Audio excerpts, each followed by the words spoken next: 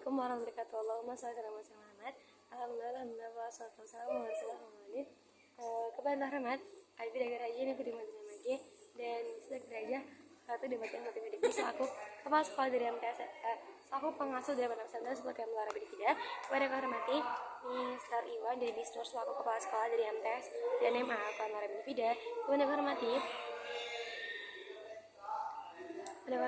jajaran Dewan Guru, para pengurus Nifida dan para staf Nifida. Dan jangan lupa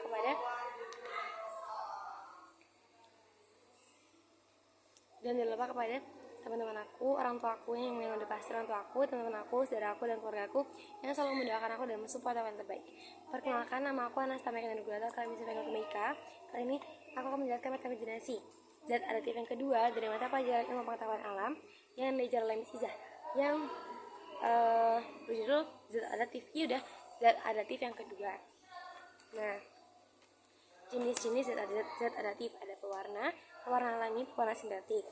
Terus ada lagi penyedap rasa dan aroma, serta penguat rasa, pengawet, pemanis, dan antioksidan. Nah, jadi pewarna makanan zat yang dapat memberi warna pada makanan dan memberikan tampilan yang menarik dalam penyajiannya. Kecenderungan manusia menyukai makanan dengan tampilan yang menarik menyebabkan banyak orang menggunakan zat aditif sebagai pewarna makanan.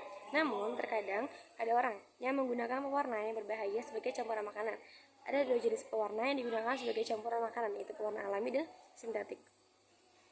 Pewarna alami itu kayak contohnya tuh beta karoten, kuning, klorofil hijau, karamel, coklat hitam, dan anatol orange.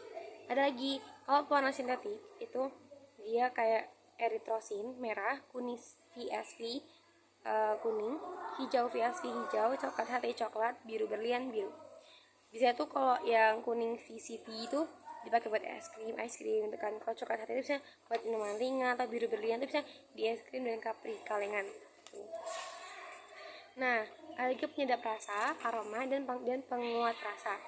Nah, penyedap rasa dan aroma serta penguat rasa pada makanan dapat memberikan aroma dan mempertegas rasa pada makanan. Penyedap rasa ada yang bersifat alamiah dan sintetik. Dan alami itu diperoleh dari berbagai tanaman dan rempah. Contohnya kayak kayu manis, serai, ketumbar, jahe, merica, lada, pala, dan daun salam. Nah, kalau penyedap sintetik itu adalah monosodium glutamate atau SGM, MSG. Nah, kalau pengawet itu digunakan untuk mengawetkan makanan supaya dapat bertahan dalam jangka waktu yang lama. Pengawet dapat menghambat mikroorganisme untuk menguraikan makanan sehingga tidak mudah membusuk dalam jangka waktu tertentu. Nah, pengawet makanan itu ada dua jenis, yaitu pengawet alami dan pengawet sintetik. Pengawet alami dapat berupa gula dan garam, sedangkan beberapa jenis zat pengawet sintetik pada makanan dapat dilihat pada tabel berikutnya. Nah, kalau misalnya pengawet sintetik itu natrium nitrat, jenis bahan makanan itu contoh kayak daging olahan. Kalau asam benzot itu adalah minuman ringan dan kecap. Terus asam propionate itu roti dan masih banyak lagi. Nah, kalau pemanis itu adalah zat yang tambahkan kepada makanan atau minuman sehingga menimbulkan rasa manis. Nah, ada dua jenis, yaitu alami dan pemanis buatan. Pemanis alami disebut sukrosa. Jadi kalau pemanis alami disebut sukrosa yang dapat diperoleh dari olahan gula tebu, gula aren, dan gula merah. Sedangkan pemanis sintetik berupa zat kimia yang dapat ditambahkan kepada makanan untuk menimbulkan rasa manis pada makanan. Contohnya sakarin itu untuk buat permen dan es krim, siklamat itu permen dan minuman ringan, dan sorbitol untuk kismis dan jelly. Oke, saya kira cukup penjelasan aku hari ini. Mohon maaf jika ada kesalahan, semoga bermanfaat bagi kalian semua. Akhirul kalam, wassalamualaikum warahmatullahi wabarakatuh.